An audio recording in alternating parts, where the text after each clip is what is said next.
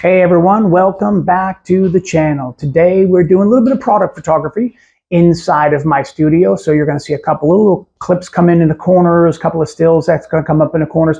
Today we're doing Opa Opa. Opa Opa is a beer company local to me. This one is the Blueberry. Let's pull that up over here. This one is the Berry Mania Blueberry. So as you can see, it's reversed inside of there because of I'm in selfie mode. So what I did today was my product photography. I've got a roto light on one side over there at 100%, roto light on the other side, both set to 5600 Kelvin.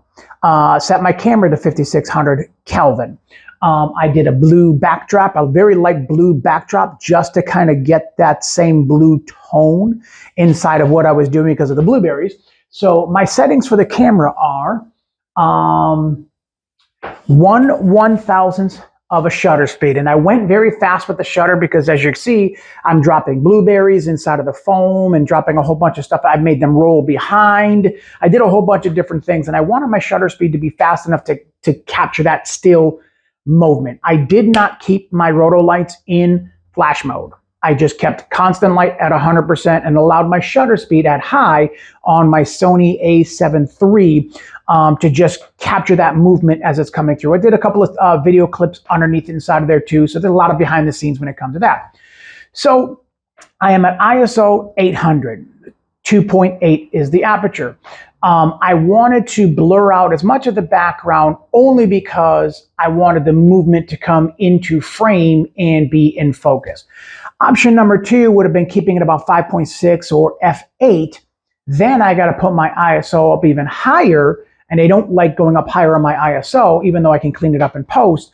I might try that another time just to see what the difference is in a little bit more of a blurred out background or not. So 1/1000th of a shutter speed, aperture is 2.8, and the ISO is 800. And this is what we ended up getting for the final product. So I did 3 different versions. I kept my backdrop in the back at an angle like this, and I rolled the blueberries down so they came and hit the back of the can.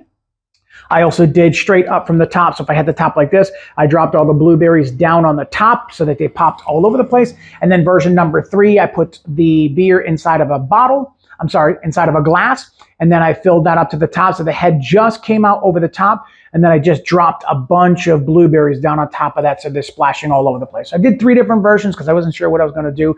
But I'm in the studio today just kind of playing around. I'm going to send my best 2 of the 7 images that I take, and I'm going to send them over to the company, Opa Opa. And I'm going to tag them in it. I'm going to say, hey, look what I can do with your seasonal drinks, and get a collaboration out of it. So stay tuned. Thank you for coming back to the channel. I appreciate that. Take a look at the behind the scenes. Take a look at the rest of the videos. Hit that like button, hit that subscribe button, and hit that bell for notifications. And remember, smile more because it sure does hurt less. Peace.